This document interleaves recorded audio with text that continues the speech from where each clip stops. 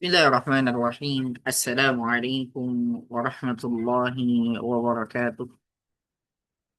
Innal hamdalillah nahmaduhu wa nasta'inuhu wa nastaghfiruh wa na'udzu billahi min shururi anfusina wa min sayyiati a'malina. May yahdihillahu fala mudilla lahu wa man yudlil fala hadiya lahu. Asyhadu an la ilaha illallah wahdahu la syarika lah. Iqraran bihi wa tauhida wa asyhadu anna Muhammadan abduhu wa rasuluh. Allahumma salli wa sallim wa barik ala Muhammadin wa ala alihi wa sahbihi wa man tabi'ahum bi ihsanin ila yaumiddin amma ba'd. Ikhwah sekalian, insyaallah pada kesempatan kali ini kita akan melanjutkan pembacaan kita terhadap kitab Al-Hidayatul Rasyidah karya Syekh Khalid Al-Juhani hafizahullah taala. Kita masuk pada perkataan muallif hafizahullah taala ar-rabi', masih di keutamaan ya ilmu akidah. Yang keempat adalah aslu da'watin nabiyina wal mursalina. Asal, itu pokok dakwahnya para nabi dan para rasul. An-nabiyina ini merupakan jamak muzakkar salim. Jamak muzakkar salim. Maka kata nabi itu memiliki dua jamak. Al-anbiya dan apa? An-nabiyuna. Dua-duanya boleh digunakan. Nah, baik.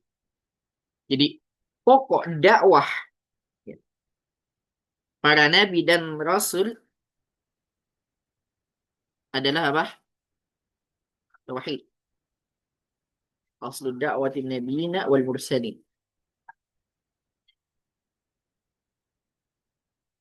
Ma min nabiyyin arsalahu Allah illa kanat aslu da'watihi at-tauhid. Tidak ada seorang nabi pun yang Allah Ta'ala utus melainkan pokok dakwahnya adalah tauhid, mengesahkan Allah Subhanahu wa Ta'ala.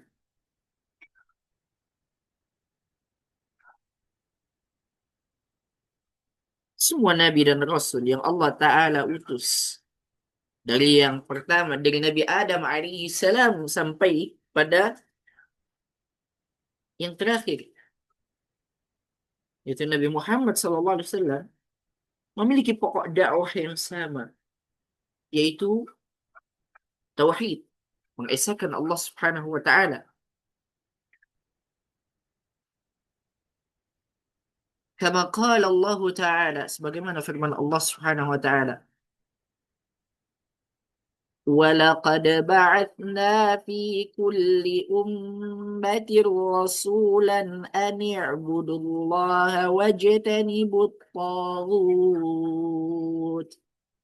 فَمِنْهُمْ مَنْ هَدَى اللَّهُ وَمِنْهُمْ مَنْ حَقَّتْ عَلَيْهِ الضَّلَالَةُ فسيروا في الأرض فانظروا كيف كان عاقبة المكذبين. Surat An-Nahl ayat 36. Perhatikan di sini. Walaqad ba'atsna. Di sini ada dua taukid. Ada dua taukid. Itu lam taukid dan qad yang masuk kepada fi'il madhi. Dalam ilmu nahwu, qad masuk pada fi'il madhi yufidu tahqiq, yufidu taukid, memberikan faedah taukid.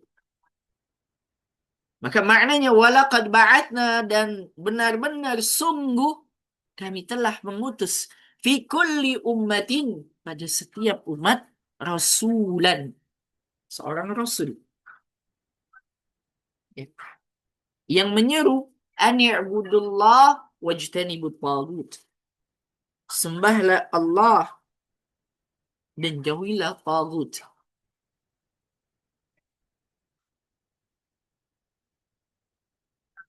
Tagut ma'ubida min ghairillah. Apa yang disembah selain Allah. Itu tagut.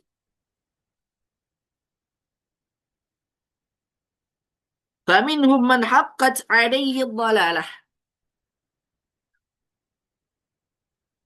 Faminhum man haqqat alaihi dhalalah.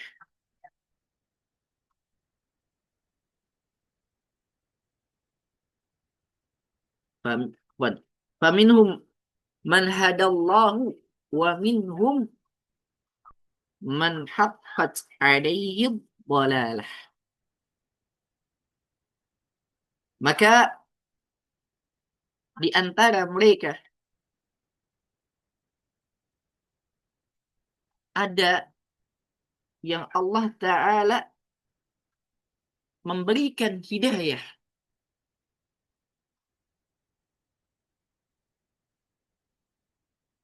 Wa minhum man haqqat alaihi dhalalah.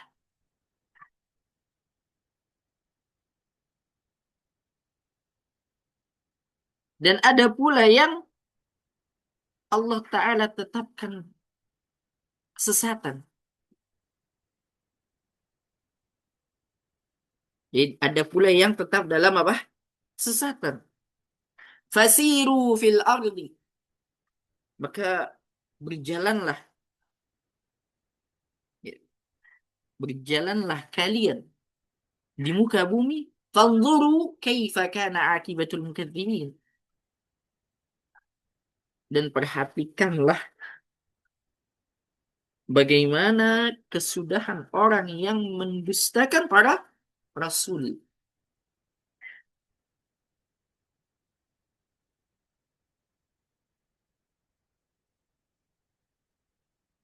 Baik. Wa qala Allah Ta'ala, dan Allah Subhanahu wa taala berfirman, "Wa ma arsalna min qablika min rasulin illa nuhi ilaihi annahu la ilaha illa ana fa'budun." Wa ma arsalna, dan tidaklah kami mengutus seorang rasul min qablika, sebelum engkau, min rasulin, ya, dan kami tidak mengutus seorang rasul pun sebelum engkau gitu ya, illa nuhi ilaihi, melainkan kami wahyukan kepadanya, annahu la ilaha illa ana fa'budun,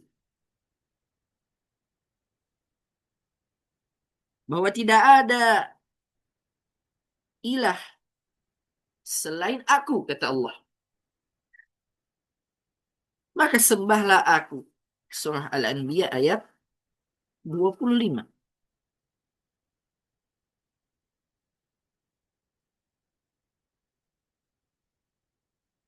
Jadi satu misi utama para nabi dan rasul adalah mentauhidkan Allah, menyeru, "U'budullah", menyembah Allah, wajtanibu taghut, dan jauhilah oleh kalian apa? Taghut.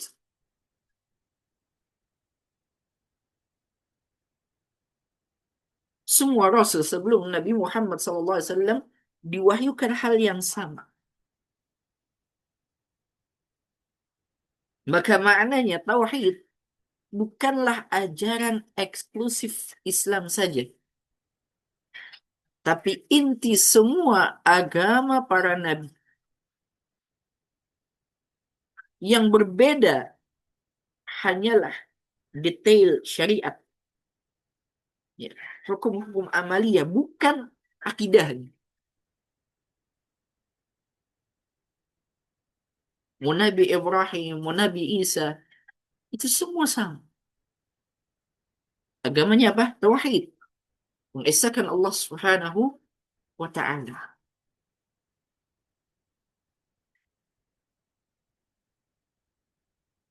Wa qala Allah taala, dan Allah Subhanahu wa taala berfirman, "Syara'a lakum من الدين ما وصى به نوحا والذي أوحينا إليك وما وصينا به إبراهيم وموسى وعيسى أن أقيموا الدين ولا تتفرقوا فيه كبر على المشركين ما تدعوهم إليه الله يجتبي إليه من يشاء ويهدي إليه من ينيب. Yang artinya, dialah Allah telah mensyariatkan bagi kalian agama yang telah diwasiatkannya pada Nuh dan yang telah kami wahyukan padamu, serta yang telah kami wasiatkan kepada Ibrahim, Musa dan Isa, an aqimud dina wa la tatafarraqu fih. Tegakkanlah agama dan janganlah kamu berpecah belah di dalamnya.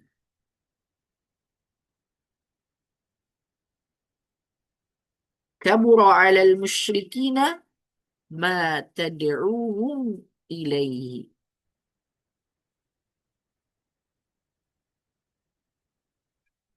Kemudian sangat berat bagi orang-orang yang musyrik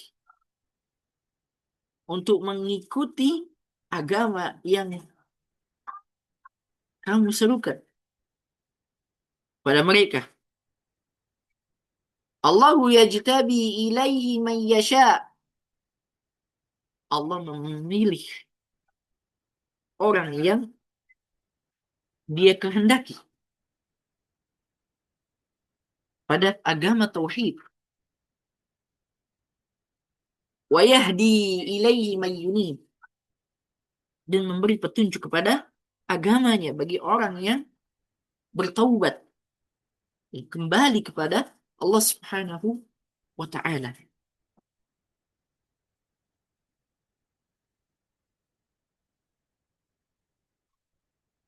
Dan firman Allah Subhanahu wa taala di dalam surah Az-Zukhruf, Allah taala berfirman,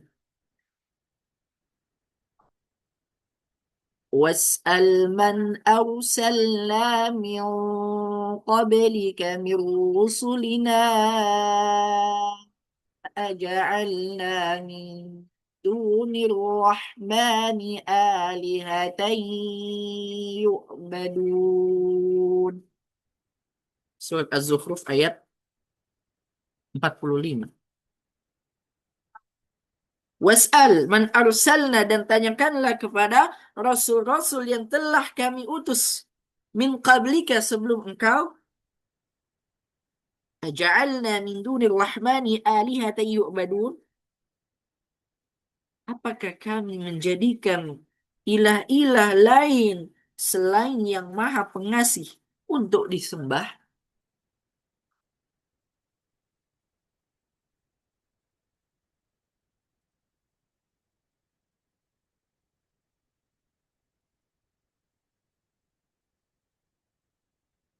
Baik,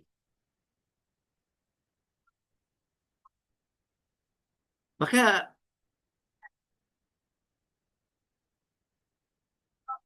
kesimpulannya adalah Agamanya para nabi itu satu. Ad-din wahid. Yaitu mengesahkan Allah dan menjauhkan kesyirikan.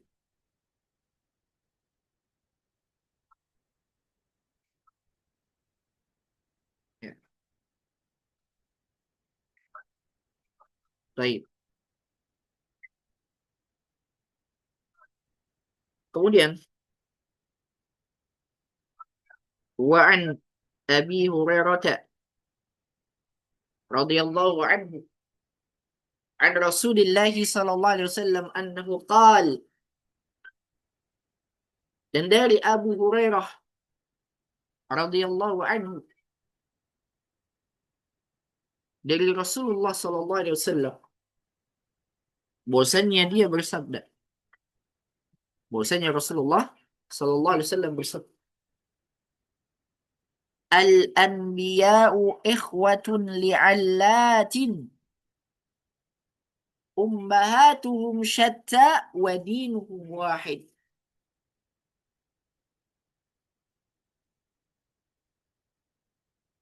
Kata Rasulullah, para nabi itu bersaudara seayah. Allat. Ummahatuhum syatta. Ibu mereka berbeda-beda. Wadinuhum wahid. Tetapi agama mereka satu. Yaitu tauhid. Agama Islam.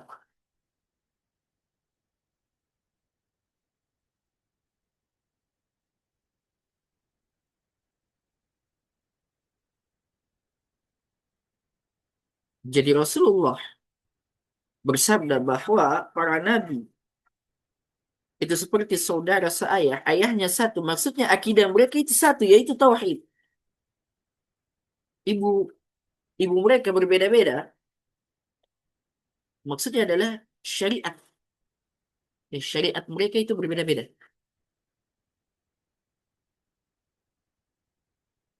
Tata caranya itu berbeda-beda.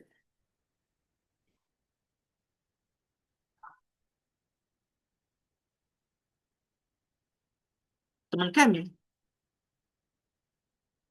salah seorang ustadz, beliau menemukan bahwa di perjanjian lama itu ada syariat untuk berhaji di perjanjian lama. Namun apakah tata cara berhajinya itu sama dengan kita? Tentu berbeda. Ya, makanya di sini Nabi bilang apa? Ummahatuhum syatta. Itu syariatnya berbeda-beda. Tata caranya berbeda-beda. Berbeda-beda. Rincian hukum. Ya, rincian hukumnya berbeda. Cara ibadat tertentu pada syariat terdahulu berbeda dengan syariat Nabi Muhammad Sallallahu Alaihi Wasallam.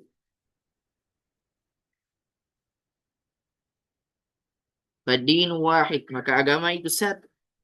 Wal aqidah wahidah, dan akidah pun satu. Wa inna ma hasala tanawu'u bainahum fi syara'i. Fi syara'i.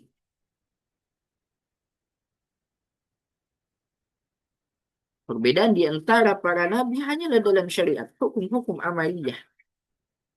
Kama qala Allah Ta'ala, sebagaimana firman Allah Subhanahu wa taala,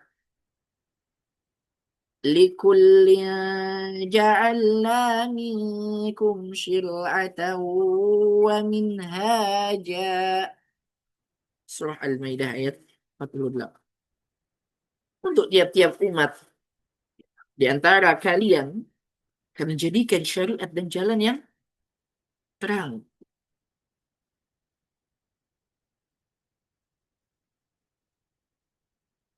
Kemudian yang kelima, ghayatul khalqil jinna wal ins.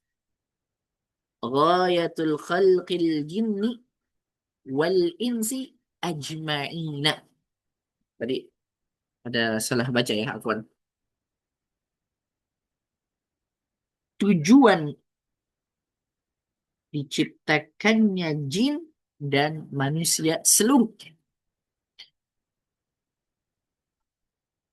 Fa innal hikmata min khalqil jinni wal insi hiya ibadatullahi wahdahu kama qala Allah ta'ala wa ma khalaqtul jinna wal insa illa liya'buduni.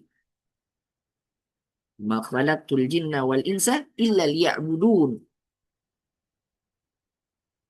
Maka sesungguhnya hikmah dari penciptaan jin dan manusia adalah agar mereka beribadah hanya kepada Allah saja. Sebagaimana firman Allah Subhanahu wa taala, dan tidaklah kuciptakan jin dan manusia melainkan untuk beribadah padaku, kata Allah Subhanahu wa taala. Liya'buduni. Sini ada ya yang hilang. Liya'buduni, untuk beribadah pada.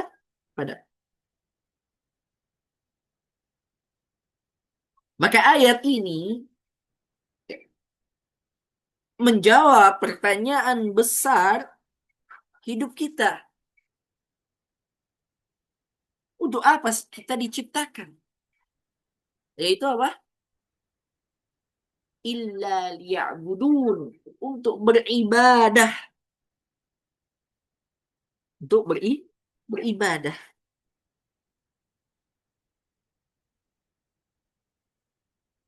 Ibadah itu bukan sekedar sholat, puasa, zakat, dan haji saja. Melainkan luas maknanya. Sebagaimana yang dikatakan oleh Syekhul Islam Ibn Taimiyah rahimahullah di dalam kitab Al-Ubudiyah yang kita kaji juga.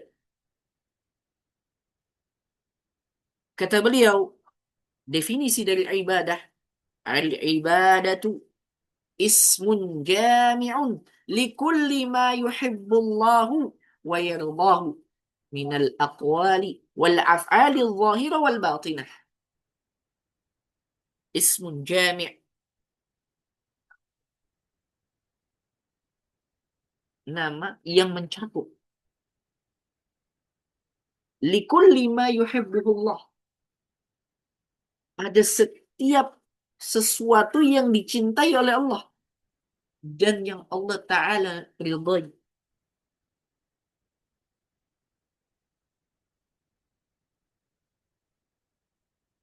Minal aqwal, berupa ucapan, wal af'al, perbuatan, zahirah wal batinah, baik yang nampak maupun tidak nampak.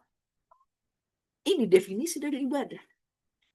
Ibadah mencakup semua perkataan, perbuatan yang lahir dan batin yang Allah cintai dan ridhai.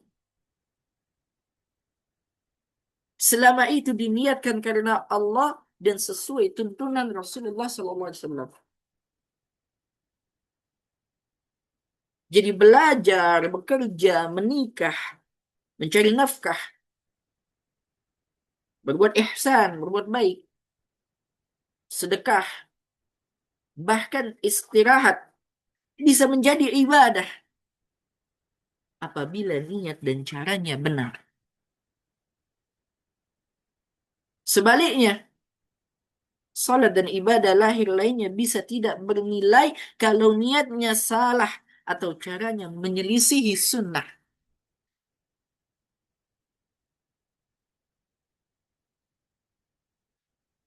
Maka konsekuensi dari ayat ini, hidup seorang muslim bukan sekedar dari uang, jabatan, atau kesenangan duniawi.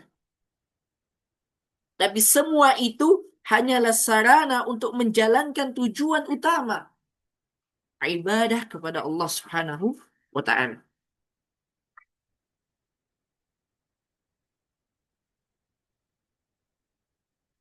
Yang paling berbahaya, dan ini harus kita waspadai, adalah ketika ibadah yang seharusnya ditujukan kepada Allah malah diberikan kepada selain Allah.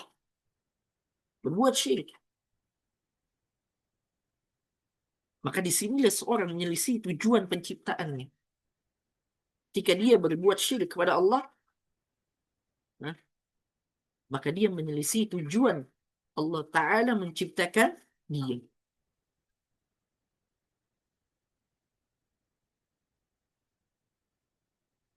Kemudian yang keenam, sadisan, man huwa wadi'u ilmi al-aqidati. Siapa penyusun atau peletak dasar atau penggagas dari ilmu akidah? Kata Syekh Khalid Al-Juhani hafizahullah, ilmu al-aqidati tanzilun min rabbil alamin nazala biha ruhul amin ala nabiil amin.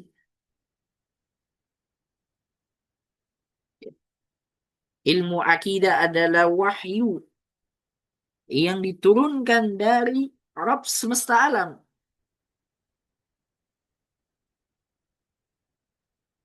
Jibril menurunkannya kepada Nabi yang terpercaya, Nabi yang Al-Amin, yaitu Nabi Muhammad SAW. Liyuballighahu linnasi ajma'in. Untuk disampaikan kepada seluruh manusia. Wastanbata taqsimatihi al-a'immatul fuhul kal-imam Abi Hanifah wa Malik wa Syafi'i wa Ahmad wa ghairihi. Adapun pembagian dan perinciannya disusun dan dijelaskan oleh para imam besar seperti Abu Hanifah, ya, seperti Imam Abu Hanifah. Kemudian Imam Malik, Imam Syafi'i, Imam Ahmad bin Hanbal, dan selain dari mereka.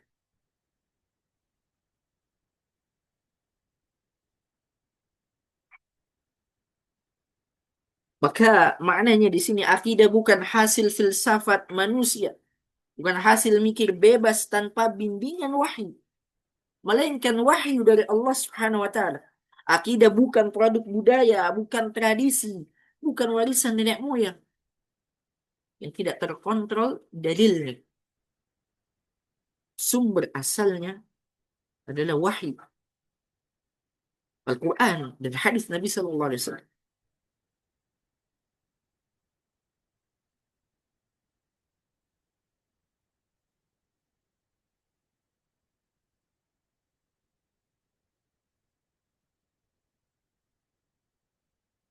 Disebutkan bahwasanya para imam bukan pencipta akidah baru, tapi mereka menyusun, merapikan, mengelompokkan dan menjelaskan pembagiannya. Supaya apa? Supaya mudah dipelajari, mudah diajarkan, mudah dibantah saat muncul penyimpangan.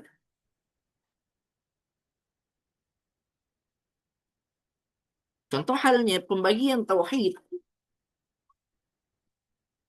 menjadi rububiyah, uluhiyah, asma wa sifat. Ini adalah hasil dari istinbat. Dalilnya adalah istiqra para ulama. Bukan bikin ajaran baru. Bukan juga trinitas, bukan.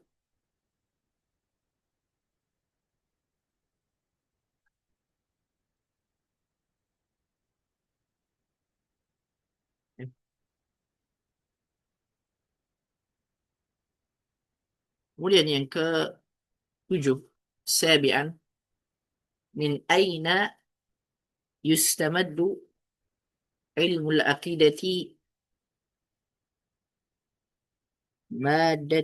maddatahu.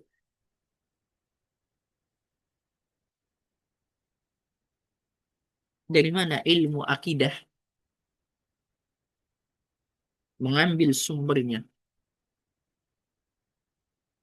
Kata Syekh, yustamaddu ilmul aqidati maddatahu minal kitabi was sunnati. Ilmu akidah mengambil sumbernya, ya diambil sumbernya dari Al-Quran dan Sunnah. Ilmu akidah diambil sumbernya dari apa? Alkitab, yaitu Al-Quran, Sunnah, hadis Nabi Sallallahu Alaihi Wasallam. Wala majala lil aqli fiha. Tidak ada ruang bagi akal untuk menambah atau menguranginya. Wa ala hadha fayajibul wuqufu fiha ala ma ja'a bihi al-kitabu wa sunnatu. Fala yuzadu fiha wala yanqus. Wajib tawakuf pada apa yang datang dari Al-Quran dan Sunnah. Tidak boleh menambah dan tidak boleh menguranginya. Lianna al-aqla la yumkinuhu idraku ma yastahiquhu Allah Ta'ala min al-asma'i was sifati. Wajib al-wuqufu 'ala an-nass. Karena akal tidak mampu memahami secara pasti apa yang menjadi hak Allah Ta'ala dari nama-nama dan sifat-sifatnya. Maka wajib tawakuf pada nas yang sahih.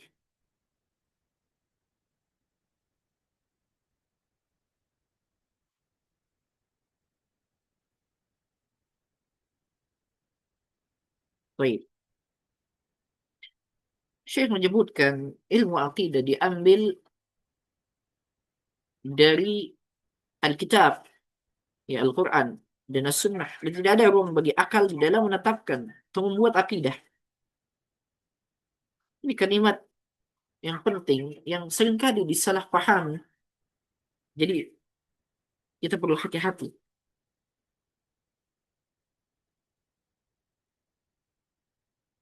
Maksud dari tidak ada ruang bagi akal di dalamnya, maksudnya bukan akal tidak boleh dipakai sama sekali, enggak. Islam anti rasional, enggak. Tetapi maksudnya adalah akal tidak boleh menciptakan keyakinan baru tentang Allah, sifatnya, dan yang gaib. Akal manusia ini terbatas.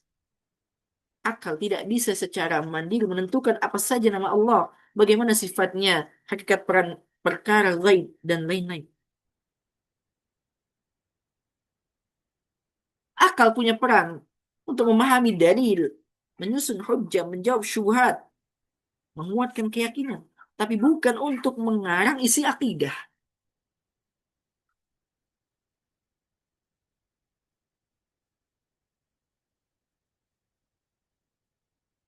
Kita tidak boleh menambah dan mengurangi. Wajib tawakuf pada apa yang datang dari kitab dan sunnah. Contoh, kita hanya menetapkan nama dan sifat Allah yang Allah tetapkan untuk dirinya atau Rasulnya tetapkan untuknya. Tidak boleh menambah, menisbatkan sifat yang tidak ada dalilnya. Tidak boleh juga mengurangi, menolak atau mentakwil dengan batil sifat yang sudah jelas datang dalil.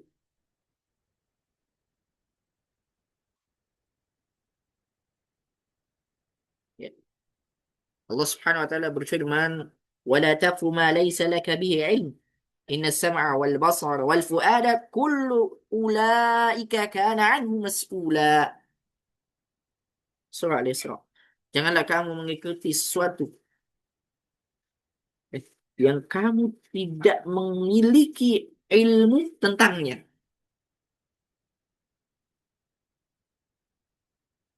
Sesungguhnya pendengaran, penglihatan, dan hati, semuanya itu akan diminta pertanggungjawabannya oleh Allah Subhanahu wa Ta'ala.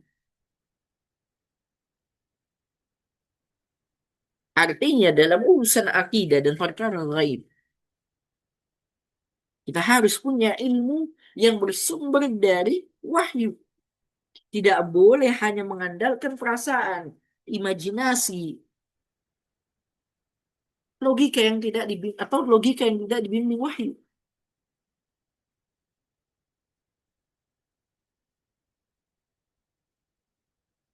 Ya.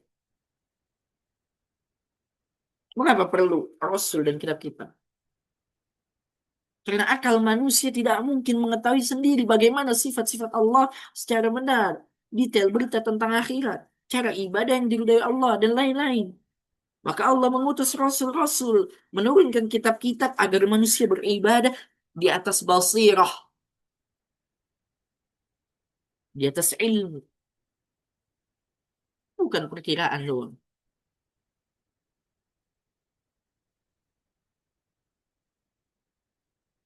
Kita baca lagi. ولما كان غير ولما كان غير ممكن للعقول أن تستقل بمعرفة تفاصيل ذلك. Karena akal manusia tidak mampu secara mandiri mengetahui secara rinci hal-hal tersebut. Ba'athallahu rasulahu wa anzala kutubahu liidahihi wa bayanihi wa tafsilihi linnasi.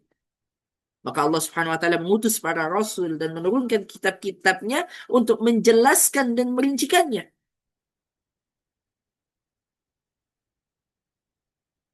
agar manusia beribadah kepada Allah hatta yaqumu bi'ibadatillah ala ilmin wa basirah, agar manusia beribadah kepada Allah dengan ilmu pemahaman dasar yang jelas, ya, wa ususin wadihatin wa da'aima qawimatin, dan prinsip yang benar.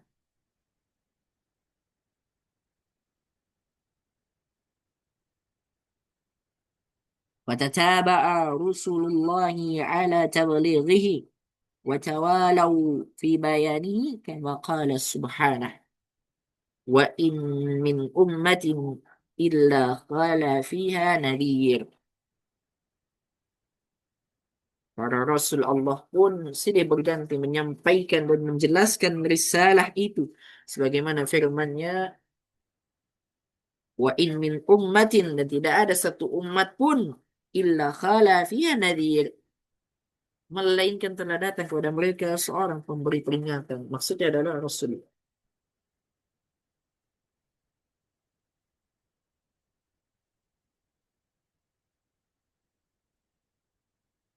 Saminan, yang kedelapan, ma hukmu ta'allumi ilmi al-aqidati. Apa sih hukum kita mempelajari ilmu akidah? Hukmu ta'allumi ilmi al-aqidati minhu ma huwa fardu ainin wa minhu ma huwa fardu kifayatin. Hukum dari kita mempelajari ilmu akidah itu diantaranya ada yang fardu ain, ada yang fardu kifayah. Jadi ada dua. Ada yang memang fardu ain, ada yang memang apa? Fardu kifayah. Wa amma fardul aini fahuwa ma'rifatu ma tasihhu bihi al-aqidatu bil adillati al-ijmaliyati wa huwa ma yus'alu anhu jami'ul khalqi. Adapun yang fardu ain yaitu mengetahui hal-hal yang dapat menjadikan akidah seorang sah dengan dalil-dalil yang bersifat umum, ya, ijmal. Inilah yang akan ditanyakan kepada seluruh makhluk pada hari kiamat. Wa amma fardul kifayah wa ma zada ala dhalika min at-tafsili wat-tadlili wa ta'lili wal qidrati ala ilzamil mu'anidina wa ifhamil mukhalifina. Adapun yang fardu kifayah yaitu mempelajari hal-hal yang lebih rinci daripada hal tersebut, ya, mencakup perincian dalil, penjelasan alasan, serta kemampuan untuk membantah orang-orang yang menentang dan membungkam orang-orang yang menyelisihi kebenaran.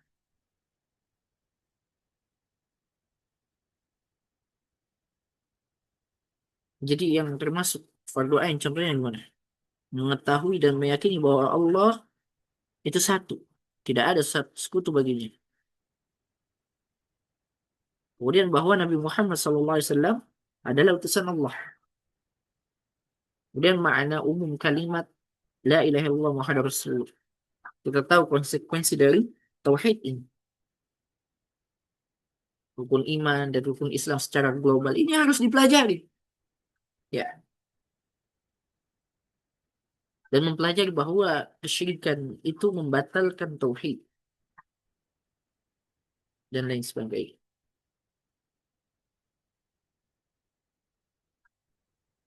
Dan beberapa hal yang dipertanyakan di dalam kubur, yaitu siapa Rabbmu, apa agamamu, apa siapa nabimu. Ini juga harus dipelajari. Semua muslim wajib tahu ini. Tidak boleh ada yang lalai sampai tidak tahu apa itu tauhid, apa itu syirik, apa itu Islam, siapa rasulnya dan lain-lain. Yang termasuk fardu ain. Adapun fardu kifayah yaitu ilmu yang harus ada sekelompok muslim yang mempelajari secara serius. Ya, seperti ulama, talibul ilmu, menuntut ilmu, dai, ya. Dan jika sudah ada yang mencukupi, gugurlah dosa dari yang lainnya. Namun, kalau tidak ada seorang pun yang mempelajari fardu kifayah, semua berdosa. Wa hukmu ta'limi ilmi al-akidati fardu kifayatin idza qama bihi man yakfi saqata 'anil baqina. Adapun hukum mengajarkan ilmu akidah adalah fardu kifayah. Jika telah dilakukan oleh sebagian orang yang mencukupi, maka gugurlah kewajiban tersebut dari yang lainnya. Ya insya Allah kita akan lanjutkan muqaddimatul matin di pertemuan yang akan datang biidnillahi ta'ala. Mungkin kita cukupkan dulu sampai di sini. Insya Allah kita lanjutkan di pertemuan yang akan datang. Naktafi bihadzal qadar subhanakallahumma wabihamdika asyhadu an la ilaha illa anta astaghfiruka wa atubu ilaik. Assalamualaikum warahmatullahi wabarakatuh.